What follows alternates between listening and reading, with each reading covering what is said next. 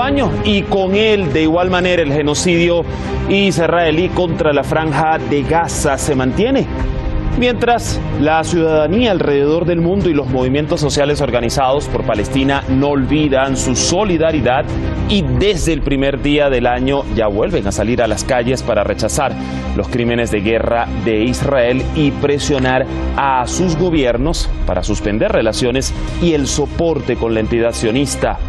Siguen ocurriendo hechos con la autoría de Israel que agravan cada vez más la tensión acá en Asia Occidental.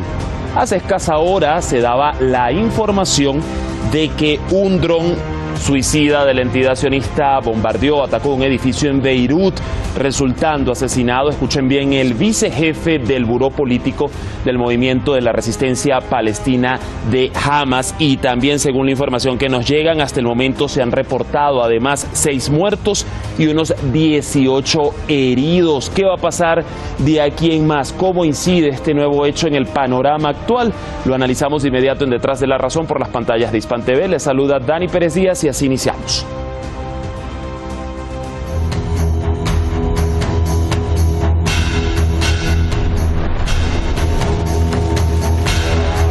Así se vieron las explosiones de fuegos artificiales para dar la bienvenida al Año Nuevo 2024 en gran parte del mundo. Pero al mismo tiempo, así se continúa observando el fuego real en la sitiada Franja de Gaza. Más allá de estos paralelismos, las fiestas por la Navidad y el fin de año en el mundo occidental no fueron impedimento para que miles de ciudadanos salieran a las calles a expresar su solidaridad con Palestina. The world is celebrating 2024, and Gaza, after 87 days, and the bombing did not even stop. So it's a genocide that's keep going and going and going, you know, and the whole world is silent. And this is a shame, really, you know. The U.S. is supposed to stop the war. The U.S. even supplying the Zionists more weapons and more, you know, like bombs, etc., etc., you know. It's a shame, really. You know, the war is a shame. Kids getting killed in...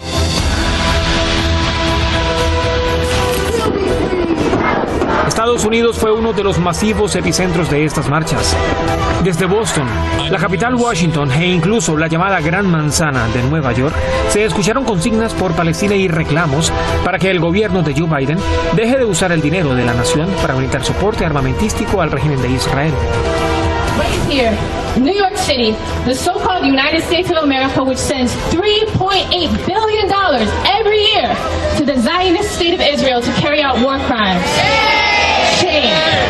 $3.8 billion of our hard-earned tax dollars taken out of the mouths of our babies to go kill another mother's child. Is that right? Is that right? Así se estrenó el 2024 en Estambul, Turquía. Tras la oración matutina, un río humano se movilizó por los mártires, por Palestina y para condenar a la entidad sionista. En otros países de Asia Occidental, como Jordania, las congregaciones también marcaron precedentes para ejercer presiones al gobierno nacional con el fin de suspender cualquier relación con Tel Aviv. تصعد وتعمل كل شيء بتقدر تعمله حتى نوقف هاي الإبادة والجرائم الحرب اللي عم بتصير بغزة. بدنا إسقاط التطبيع، بدنا إسقاط اتفاقية الغاز، بدنا إطلاق سراح كل المسجونين هلا المعتقلين هلا لأنهم طلعوا يأيدوا اللي عم بيصير. De hecho, en su acostumbrado mensaje de fin de año, el presidente de Venezuela, Nicolás Maduro, exigió el cese del fuego y el fin del genocidio. Exigimos al gobierno sionista de Israel que pare la masacre, que pare los bombardeos y que permita a Palestina vivir dignamente, en paz, en su territorio milenario y sagrado. Desde Irán, y tras el asesinato por parte de Israel y Estados Unidos de uno de sus altos comandantes en la lucha antiterrorista de la región, el portavoz de la Cancillería persa reiteró un llamado de protesta al Consejo de Seguridad de Naciones Unidas ante lo que resiste Gaza. همه 4 جرم اصلی بین المللی یعنی تجاوز، جنایت جنگی نسل کشی و جنایت علیه بشریت رو به طور همزمان. El 2024 arranca con más de 22.000 muertos en el sitiado enclave palestino y con una de las tragedias humanitarias más desgarradoras del mundo. ¿Verá finalmente Palestina justicia en este año?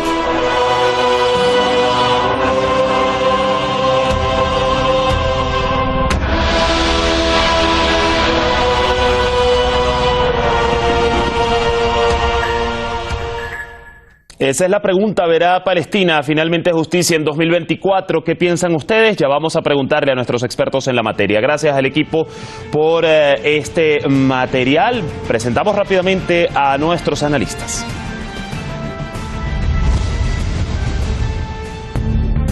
Hoy con nosotros estará Daniel Lobato, analista internacional, experto en la causa palestina. Nos acompaña desde Madrid, España.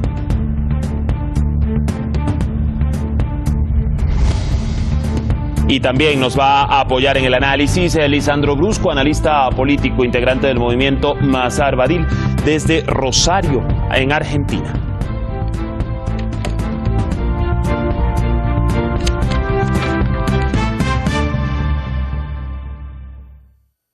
Ya conectados con nosotros, los saludamos rápidamente. Daniel, Lisandro, gusto que nos acompañen hoy. ¿Cómo están? ¿Qué tal? Buenas tardes.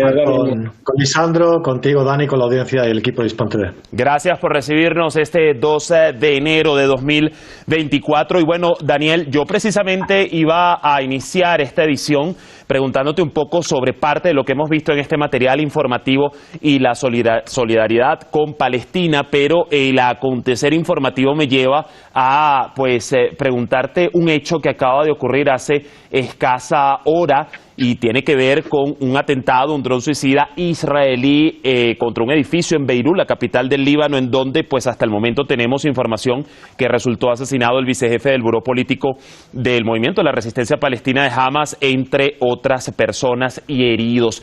Nosotros vamos a recordar que incluso desde la entidad sionista se había ya amenazado desde hace semanas que iban a intentar pues atacar a cualquier dirigente de Hamas, incluso estando en el extranjero, ¿no? Yo quisiera abrir esta edición de hoy con tu análisis al respecto de lo que acaba de acontecer y cómo puede influenciar en el curso de aquí en más del genocidio contra Gaza y de los hechos. Adelante. Bueno, el régimen israelí está siendo derrotado lentamente por los indígenas palestinos y sus aliados en el frente norte del Líbano, con algo que es la piedra de la paciencia, ¿no? Que es ir elevando la temperatura del agua en el que se va a cocer la rana, elevándola muy lentamente día a día. Eso es lo que está haciendo la resistencia desde el 7 de octubre, ¿no? Y se puede destacar, en el frente libanés está completamente ciego, con todos los radares destruidos, incontables bases y soldados eliminados, y por supuesto en el frente de Gaza estamos hablando, ya hace más de un mes reconoció el Ministerio de Sanidad del régimen israelí más de 10.000 heridos tratados en hospitales israelíes. Eso, la ratio habitual de las guerras, supondría unos 1.500 soldados muertos, no los 150 que apenas reconoce el régimen israelí, soldados muertos.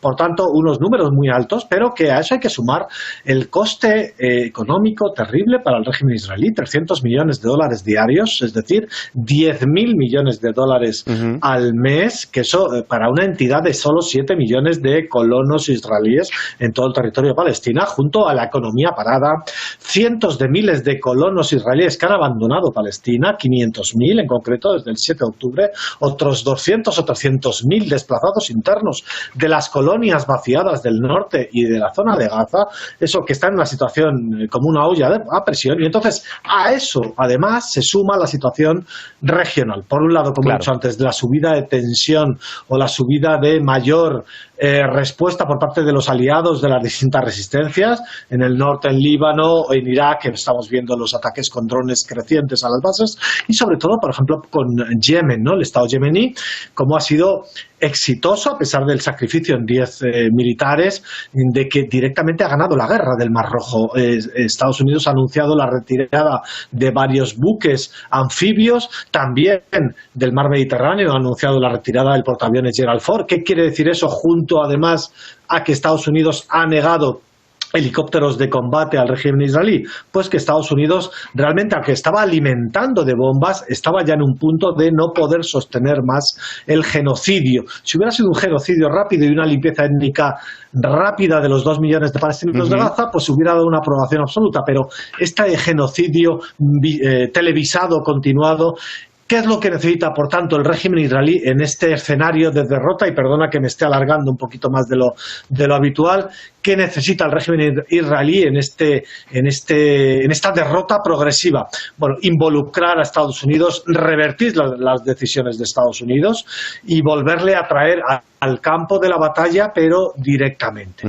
¿Y eso cómo lo puede lograr el régimen israelí? Pues involucrando a una guerra abierta regional, no de este nivel que le supone una derrota paulatina, lenta, progresiva, sino a una conflagración abierta, como ha postulado algún ministro israelí, de invadir el sur del Líbano directamente, masacrar Líbano, pero eso no lo puede hacer Israel porque ya estamos viendo, apenas puede hacer con Gaza, con los 2,5 millones de gazatíes, a pesar de la masacre, ¿no? Entonces, involucrar a Estados Unidos con una guerra regional, y por eso el atentado terrorista contra Saleh al-Aruri hace apenas una hora en Beirut, que eso es una línea roja, además, lo sabe el régimen israelí, para Hezbollah el atacar en Beirut, ¿no? Por tanto, es lo que busca el régimen israelí con eso. Y un asesinato que se suma al de hace pues algunos días más en Siria, en donde cayó mártir pues un asesor, comandante también iraní del Cuerpo de Guardianes de la Revolución Islámica de Irán. Yo voy contigo, Lisandro, no sé si quieras agregar algo más a este punto en particular sobre lo que le preguntaba Daniel, pero ahora sí voy también a entrar de lleno en lo que hemos observado y veíamos ahí en parte de la información, de las imágenes, ríos humanos en grandes ciudades, incluso en Estados Unidos, en donde, bueno, bien sabemos cuyo gobierno da el principal soporte a la entidad sionista. ¿Cómo evalúas esa presión y boicot, ¿no?, de los ciudadanos y movimientos de la sociedad civil que se reforzó en 2023, pero sobre todo la eficacia que van a ir teniendo a partir de este año 2024? Y además, ¿cómo ver, no, o pensar si cederá la administración Biden ante esa presión social ciudadana para que deje de destinar pues dinero a los crímenes de guerra de Tel Aviv? Adelante. Sí, como venimos diciendo, Dani, la movilización popular tanto en Europa como en Estados Unidos, inclusive también en la propia América Latina, contra el genocidio criminal que viene llevando el ente israelí desde hace más de 75 años, eso también siempre lo mencionamos y también las movilizaciones lo remarcan. No es un alto el fuego ya la demanda que llevan a cabo las movilizaciones, sino también por un fin de la ocupación y por una Palestina libre desde el río hasta el mar. Cualquier acto criminal que cometa el ente genocida, como el que llevó a cabo el día de hoy en Beirut, va a provocar movilizaciones populares desde Europa, Estados Unidos, inclusive la propia Palestina y Cisjordania. Ya nos han llegado noticias que en la ciudad de Ramallah hay movilizaciones. Va a haber seguramente respuestas populares organizadas contra este crimen planificado de uno de los referentes de la resistencia islámica palestina. Recordemos también que esta incursión es la primera luego del 2006, o sea, la última incursión que ha hecho en Beirut el ente genocida fueron los ataques del 2006. Esta agresión también marca una tendencia y también con cierta idea, como decía Daniel, de involucrar a Estados Unidos en un supuesto hipotético conflicto regional. Veremos qué sucede, pero por lo tanto las movilizaciones populares van marcando la tendencia en las redes sociales también, siendo las redes sociales hoy algo que no determina, pero sí condiciona mucho la política de algunos gobiernos. Vemos que en las redes sociales ya casi un 70% de lo que se publica en redes sociales, que inclusive son financiadas por el ente genocida de Israel, son publicaciones a favor de Palestina, del pueblo palestino y de su resistencia. En Estados Unidos ya un 61% está en contra y está pidiendo un alto el fuego, inclusive comunidades judías que bajo la bandera de no en nuestro nombre están movilizándose en centros sionistas como en Nueva York. Ya, y allí lo veíamos de hecho en las imágenes, Nueva York, Boston, Washington, por tan solo mencionar algunas ciudades. Ahora, Daniel, hay un punto que no quiero que se quede por fuera, porque mientras seguimos analizando las incidencias del genocidio, no podemos dejar por fuera lo que está ocurriendo al interno del gabinete de Netanyahu en Israel. Y hay dos puntos que quiero preguntarte y cómo quizás pueden incidir en el curso de las atrocidades israelíes en Gaza. Primero, pues el Tribunal Supremo israelí anunció el lunes 1 de enero la anulación de una ley clave de la polémica reforma judicial que el gobierno de Benjamín Netanyahu aprobó, recordemos, en julio del 2023, una medida por demás impopular. Y segundo, hablando de cifras que ya de alguna manera Lisandro comentaba, una encuesta efectuada por el Instituto Israel Democracy pues reveló que solo el 15% de los israelíes quieren que el premier Netanyahu permanezca en el cargo, bueno, después de que termine el genocidio, así lo llaman ellos, ¿no? ¿Cómo lo ves tú y cómo quizás va a usar Netanyahu todo esto para o aferrarse más al poder o para salir, entre comillas, ileso? Sí, voy a hacer un apunte previo, muy breve, sobre lo que habéis hablado antes, compartiendo al 100% lo que decía Lisandro, ¿no? Como esas movilizaciones en todo el planeta, o lo que tú planteabas, Dani.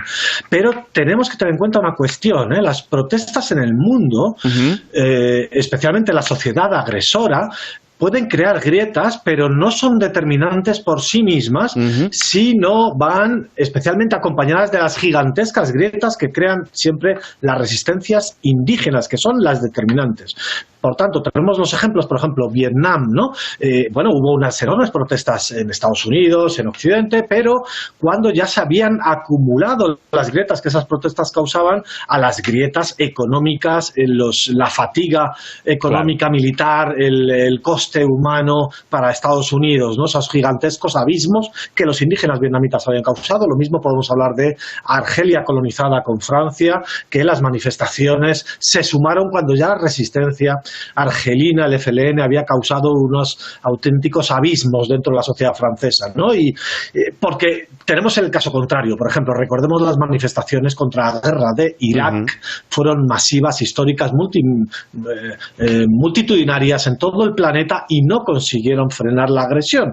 ¿Por qué? Pues porque todavía no se había producido ningún desgaste interno en la sociedad agresora a consecuencia de la resistencia de los propios indígenas, de los iraquíes, etcétera, ¿no? Entonces, un apunte de que al final lo determinante siempre son los indígenas y cómo fracturan por dentro al agresor, y a lo que se suma, por supuesto, la sociedad occidental o de todo el planetaria. Y, por supuesto, con el tema de Netanyahu, hay que recordar que en estos momentos los consejos de ministros del régimen israelí están acabando a gritos desde hace ya varias semanas, ¿no?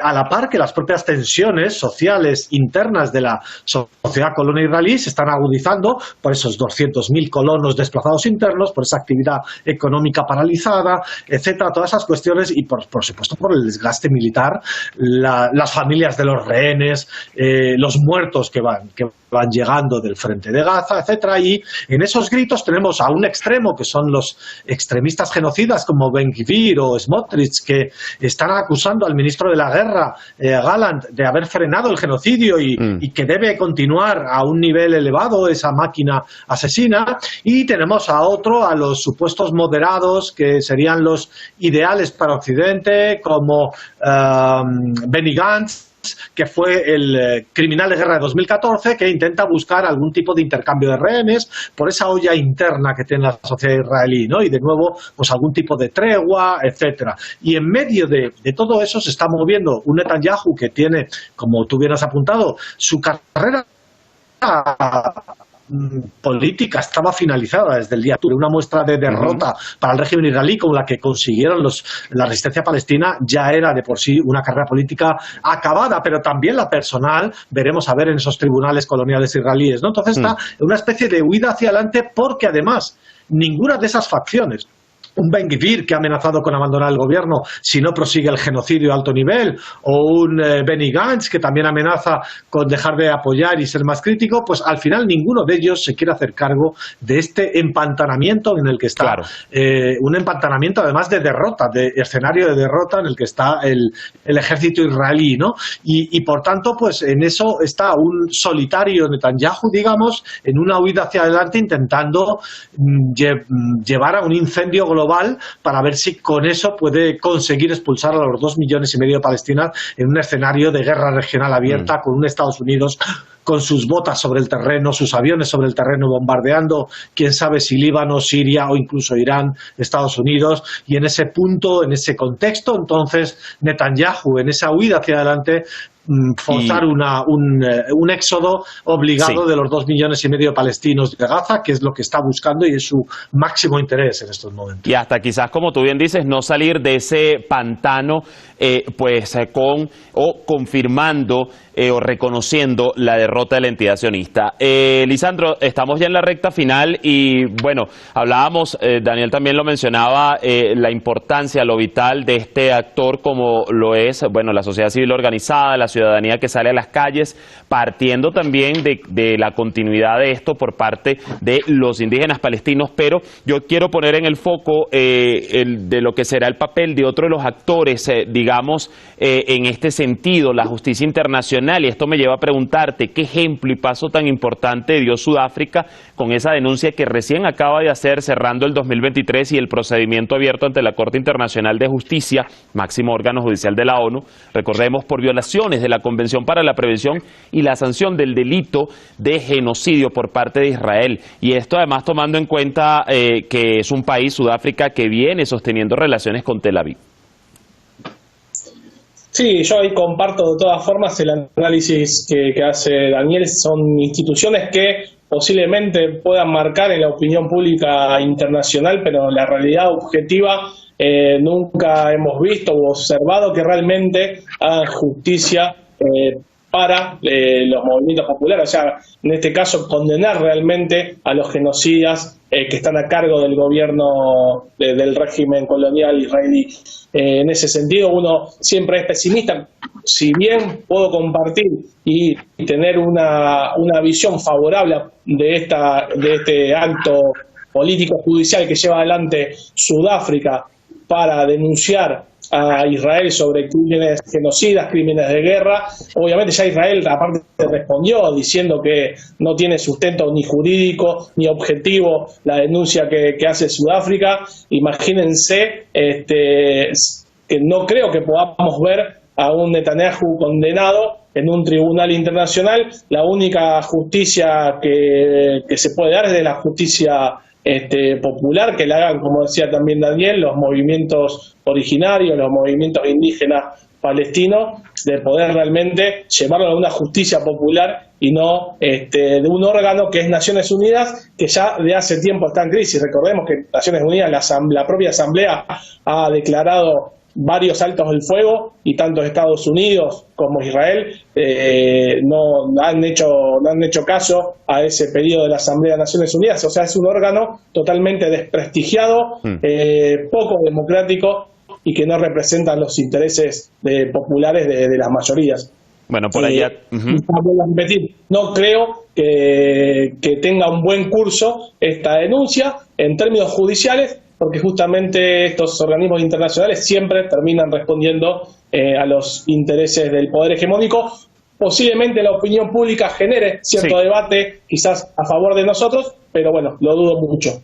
Hay que ver, por allá ha salido cierta información en redes sociales de que este jueves iniciaría una primera sesión, presuntamente para considerar el caso de genocidio de Israel contra Gaza. Vamos a ver si es así y el curso de aquí en más. Ya el tiempo se nos fue, les quiero agradecer a ambos, Daniel, Lisandro, pero seguro nos veremos próximamente para más análisis acá en Detrás de la Razón. Hasta la próxima.